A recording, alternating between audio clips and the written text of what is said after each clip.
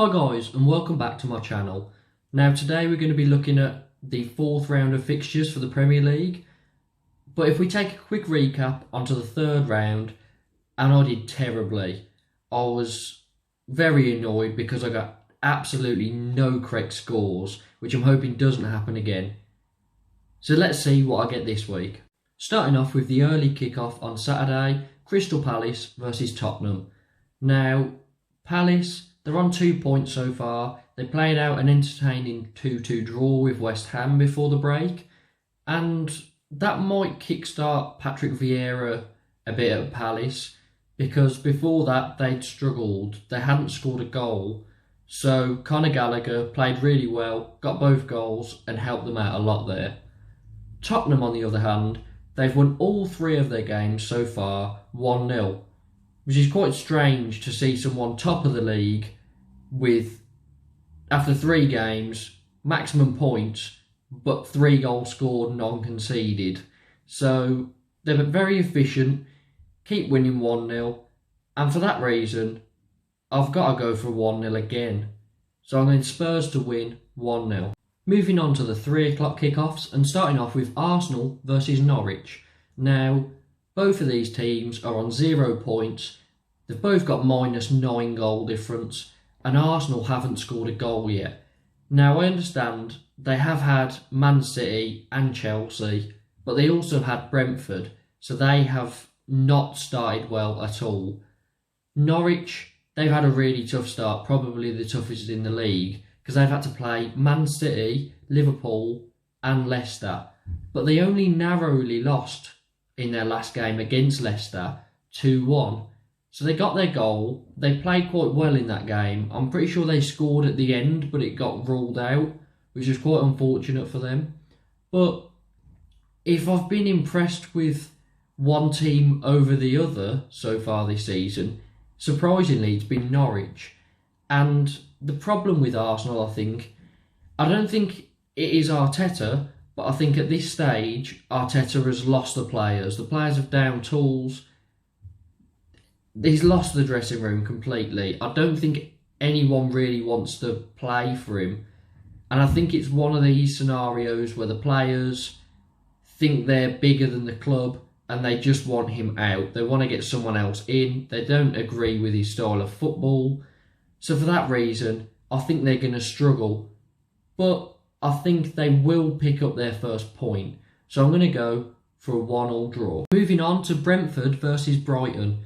And this game, Brentford have started the season very well. They're on 5 points, unbeaten in the league, which is a dream start for them.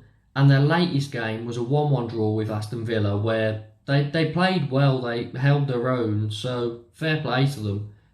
Brighton, on the other hand, they won their first 2. They lost their latest game, 2-0 to Everton, but Everton looked quite good at the start of this season. So they're on 6 points. They're also doing well.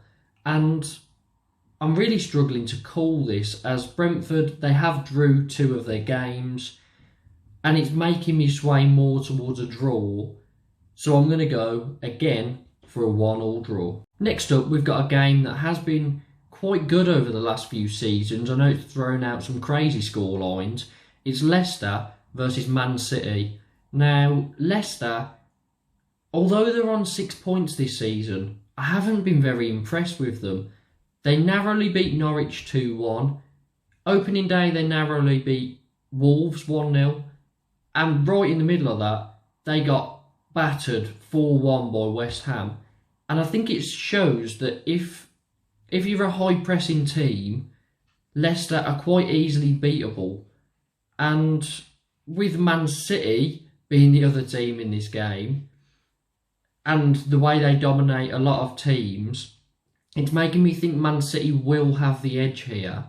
Now, City lost their first game to Tottenham 1-0, but since then, they've won both games 5-0 against Norwich and against Arsenal. And they are going to be very difficult to stop scoring. I think the only way you're going to win a game against them this season is if you get like 3 or more goals, because I can't see them going into a game and not scoring 2. They're that good in attack. So for this one, I'm sorry, Leicester, but I have to back Man City, and I'm going City to win 3-1. Into the next game, and the one I'm looking forward to most this weekend, it's Man United versus Newcastle. And this is all about Ronaldo's second debut. He's finally came home, and United last time played against Wolves, won 1-0, but they were very fortunate because Wolves had plenty of chances to put the game to bed in the first half. They just lacked the finishing touch. I think Ronaldo is the difference between scraping through a game 1-0 and making it look comfortable and winning 3-0. He's obviously that good. And as he said in an interview, he's not here for a vacation or just to play out the end of his career. He wants to win. He wants to bring Manchester United to their former glories. And I can see him giving that a very good go. And I can see him scoring a lot of goals this season because obviously it's Ronaldo. He's a brilliant player. Newcastle, I haven't been very impressed with.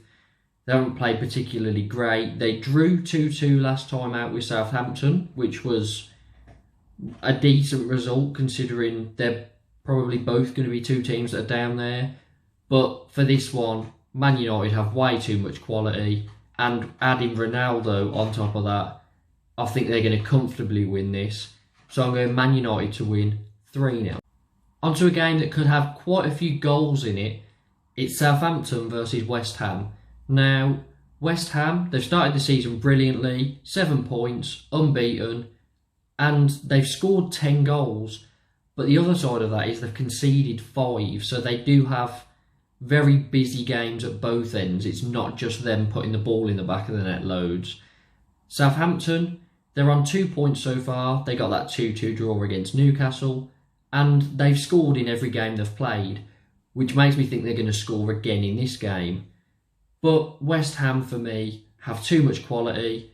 They're brilliant to watch in transition. They're so quick, and Benrahma and Antonio, Fornals, Bowen, they're all playing brilliantly.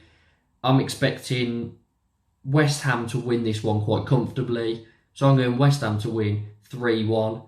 And I wouldn't be surprised if Mikel Antonio scored again. On to the last 3 o'clock kickoff, and it's Watford versus Wolves. Now, Watford, they've started okay. They got that opening day win against Villa, that 3-2 win. They haven't picked up any points since. They're on 3 points. But considering the fixtures they've had, I'd say that's pretty average, so they're hard to judge. Now, Wolves, on the other hand, they lost their last game against Man U 1-0. They've lost all 3 of their Premier League games this season 1-0. But I think they've probably been the better team in all 3 of the games, if not definitely 2 of the games. And sometime it's got to click. And I think Watford is the sort of opposition where it clicks. Because they've had 3 tough games. They've played Man United, Tottenham and Leicester. So I think it clicks today, and Wolves will comfortably win this game 2-0. On to the late Saturday fixture now, and it's Chelsea versus Aston Villa. Now, Villa, I haven't been too impressed with so far. They're on 4 points, but they've had 3 pretty easy games. They've played Watford, which they lost. Then they beat Newcastle, and then their latest game, they drew 1-1 with Brentford. Now, if they really want to be pushing towards the European spots and, well, the top half of the table in general, they should have probably picked up 7 points out of those 3 games, not 4. And Ings has started well. He's got 2 goals in 3 games. But apart from that, I haven't been too impressed with them. On the other hand, Chelsea, I've been very impressed with. They won the first 2 games. Then they drew 1-1 at Anfield against Liverpool. But it was a great result. I believe that if they still had 11 men on the pitch, even if Liverpool had that penalty and Reece James only got a yellow, they'd have won that game. To me, they were the better team up until that point. But it was a brilliant defensive performance considering it was 1-1 at half-time and they had 10 men. And they held out for the point brilliantly. It's exactly what I expect considering how well Thomas Tuchel did last season at Chelsea. And I just think that's going to push them on, and I think they're too strong for this Villa side. So I'm going to go Chelsea to win 2-0 and Lukaku to score again. Going to Elland Road now for Sunday's only fixture, and it's Leeds versus Liverpool. Now, this was a great fixture in that 4-3 opening day of the season last season, where Liverpool, they'd sneaked it 4-3, but Leeds sort of showed everyone what they were about. I don't think this is going to be the same, not that high scoring, because I think a few people might have figured out how to play against Leeds now. They haven't started the season particularly well. They're on 2 points out of the first 3 games, so it's okay, but I think they'll struggle here, especially with Rafinha being out due to that whole Brazil-Argentina thing where they have to quarantine. Now, they've brought in Dan James, and I'm sure he'll do a good job there, but he's not Rafinha. For me, he's nowhere near the end product of Rafinha, and I think they're going to struggle without him. Liverpool, on the other hand, unbeaten, 7 points. They beat Burnley and Norwich, and then they drew in that game with Chelsea, where they probably would have expected to get more out of it, considering what happened at half-time. But they have too much quality for this Leeds side for me, and a Leeds without Rafinha are going to struggle. So I'm going to go for Liverpool to win 2-1. And finally, Monday night's game is Everton versus Burnley. Now, Everton, they've started the season very well under Rafa Benitez. Demarai Gray has really impressed me. He started very well and could prove to be quite a bargain for just under 2 million. Andros Townsend has also started out well. I think a few people thought he might have been a player that they brought in as a spare, just someone to bring off the bench. But he's played very well so far. They brought in Rondon on deadline day, which is... I really liked Rondon when he was in the Premier League. I think he was very underrated. And although he's not going to start over Richarlison or Calvert-Lewin, he's a good spare striker to have. He knows the league, he knows what he's doing, and he knows Rafa Benitez, as they were together at a Chinese team previously. So, some good signings considering the budget they're working on. Burnley, on the other hand, they picked up their first point against Leeds before the international break, but they haven't started very well. I wasn't expecting them to start well. They'll want to push on, but I think Everton is too strong. So I'm going to go for Everton to win this game, 2-0. So that is it, guys. Those are my predictions for the 4th round of Premier League fixtures. Please let me know in the comments what you agree with, what you disagree with. Get your predictions down in the comments. Please like the video, subscribe and hit the notification bell for more Premier League and Championship content. Really looking forward to these fixtures. What I'm looking forward to most is United versus Newcastle, as I can't wait to see Ronaldo back in a Man U shirt, and I'm thinking he's probably going to score. It would be typical Ronaldo. But I hope you enjoy these fixtures, and hopefully we get more than 2 correct scores this weekend.